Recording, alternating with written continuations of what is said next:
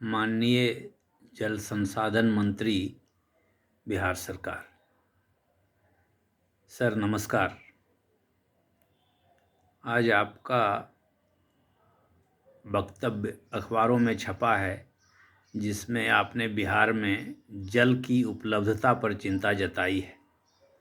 प्रभात खबर में लिखा हुआ है कि 2050 तक 37% घट जाएगी पानी की उपलब्धता।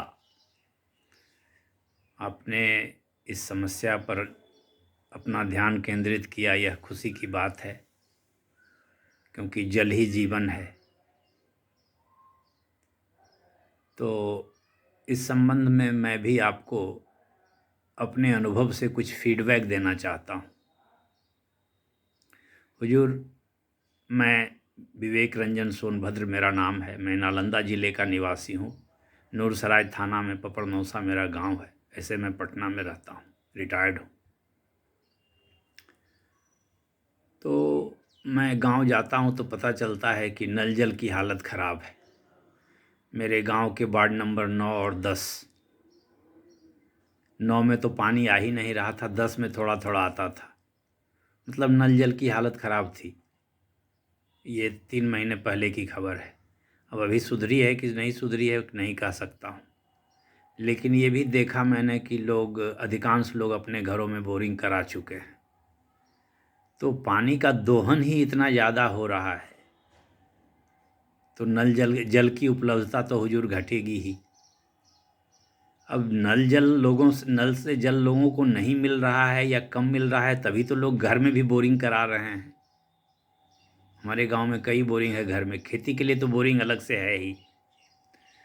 तो इस पर अगर कुछ नियंत्रण किया जा सकता है तो किया जाना चाहिए, क्योंकि भविष्य के लिए भी जल बचा कर रखना ज़रूरी है। आपकी चिंता जायज़ है। पटना शहर में भी देखता हूँ सर, जब भी कोई मकान कहीं बनता है तो सबसे पहले बोरिंग होता है और उसी बोरिंग से लगता है फिर आगे पूरे मकान का निर्माण और मकान में रहने का भी जो बाद में पानी का खर्च आएगा सो होता है। पता नहीं बोरिंग कराने के लिए कहीं से कोई परमिशन लेनी पड़ती है या नहीं लेनी पड़ती है, लोग लेते हैं कि नहीं लेते हैं। तो बोरिंग जो इतने हो रहे हैं अनियंत्रित, तो जल की उपलब्धता तो हुजूर घटेगी ही। तो अगर इसको नियंत्रित करने किया जा सकता है तो किया जाए। जल को जो लोग उपभोग कर रहे हैं बोरिंग करके, तो उस पर कुछ टैक्स लगाया जाए या कुछ ऐसा काम किया जाए जिससे कि बोरिंग कम से कम हो, या अन्य कोई उपाय अगर आपके जानकारी में हो, समझ में हो, तो उसे किया जाए। हर रोड में, हर मकान में, चौक चौराहे जो भी हैं, लोग अपनी गाड़ी धोते हैं पानी से, अपना मकान का फर्श धोते हैं और रोड पर पानी बहाते हैं। दुकान के आगे रोड पर भी पानी गिराते हैं। सड़क भी गंदी होती है और पानी का दुरुपयोग भी होता है। लोगों को, मेरे जैसे पैदल चलने वाले लोगों को पैदल चलने में भी दिक्कत होती है। तो बोरिंग करने पर कुछ नियंत्रण लगाया जाए, कुछ टैक्स लगाया जाए, जिससे कि बोरिंग, आप अगर पानी ज़्यादा यूज कर रहे हैं तो वे पैसे दें, जिससे कि समाज को दूसरे ढंग से कंपनसेट किया जाए। इतने लोग गाड़ी धोते हैं, पानी बर्बाद करते हैं, तो उस पे भी कुछ लगे टैक्स।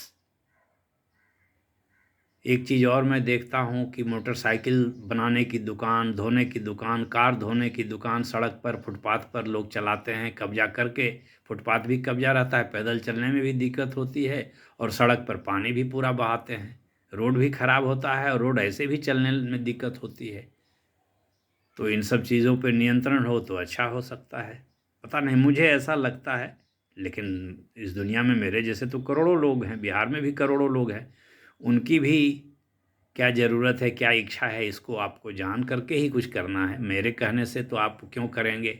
मैं तो एक फीडबैक दे रहा हूँ। लेकिन ये सब मैं देखता हूँ, मैं रोज़ महसूस करता हूँ। पैदल चलने में दिक्कत होती है, देखता हूँ हर जगह जहाँ भी कोई मोटरसाइकिल धोता है, गाड़ी धोने की दुकान है, मैकेनिक की दुकान है, उस सब जगह लोग पानी बहाते हैं, सड़क पर पानी गिरता है, सड़क गंदी भी होती है और सड़क खराब भी होती है। पानी जमा रहता है वो मैनहोल के ढक्कन में, गड्ढे में, कोई उसको देखने वाला नहीं है, कोई टोकने वाला नहीं है। तो ऐसे भी यह अच्छा नहीं है सड़क को गंदा किया जाए। ये सब मेरा अपना अनुभव है, हो सकता है आपको मेरी बात में कोई दम लगे, उचित लगे। अगर उचित लगे तो कार्रवाई करें, अन्यथा ठीक है, अगर जो आपको उचित लगे वो करें। मुझे भी खुशी होगी कि जल की उपलब्धता जो घट रही है उससे बरकरार बचा, उसे बढ़ाया जाए या उसको और ज़्यादा नहीं घटने दिया जाए। पेड़ पौधे तो जो लगते हैं वो छोटे छोटे पौधे रहते हैं, सड़क वगैरह के किनारे लगते हैं, ठीक है, पेड़ भी बहुत लगे हैं, लेकिन पेड़ जैसे नेचुरल ढंग से पहले थे, जंगल के जंगल, जहाँ कुछ होता नहीं था, न खेती होती थी, न कोई मानवीय हस्तक्षेप था, तो वहाँ जल संरक्षण बेहतर ढंग से होता था। अब तो वो होता नहीं है। जनसंख्या बढ़ती है तो वो सब चीज़ें, जंगल कटते हैं, नए जंगल जो लगते हैं, वो पेड़ जो लगते हैं वो जंगल का रूप तो जल्दी ले नहीं पाते हैं, इसलिए जल संरक्षण तो संभव उतना हो नहीं पाता है।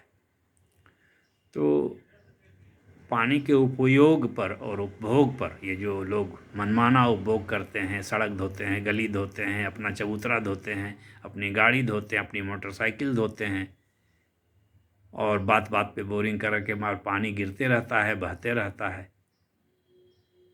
लोग तो ऐसे ऐसे भी लोगों के पास बोरिंग है कि टैंक नहीं है, बोरिंग से ही डायरेक्ट पानी लेते हैं।